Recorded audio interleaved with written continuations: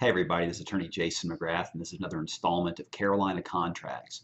We're going to talk about arbitration today and arbitration provisions and contracts. It's the first part of our arbitration discussion.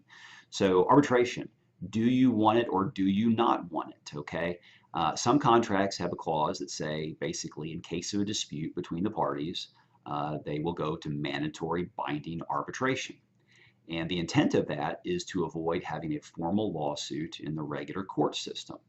Arbitration provisions in general are enforceable, and typically an arbitration decision will be binding and will be fully enforceable in pretty much the exact same way that a civil court judgment or a case that went through the civil court and reached a verdict can be enforced. And in fact, what actually happens is you go to arbitration, the arbitrator or arbitrators, there can be an arbitration panel of more than one arbitrator, will enter a decision, and the winning party typically takes that decision and actually puts it on record with the formal court system, and it serves as a formal judgment.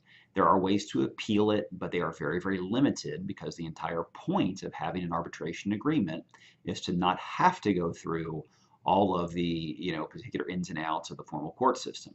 Arbitration in general is less expensive than litigation in the formal court system, but that's not always true. And each situation is different, so there are some instances in which an arbitration may save you a good bit of money, others in which it may not. So you want to talk to your attorney and find out the reasons why your contract or your situation should or should not contain an arbitration provision. But it's very, very important to make sure that you consider that. And the next couple segments of the arbitration discussion, we're going to talk about some of the things that you should consider, some of the factors in making that decision, and also what the details of the arbitration provision in the contract should contain. Why do you want to do it or not do it, and what are some of the provisions, the provisional details as far as attorney's fees and things like that. So we'll talk about that next. Thanks.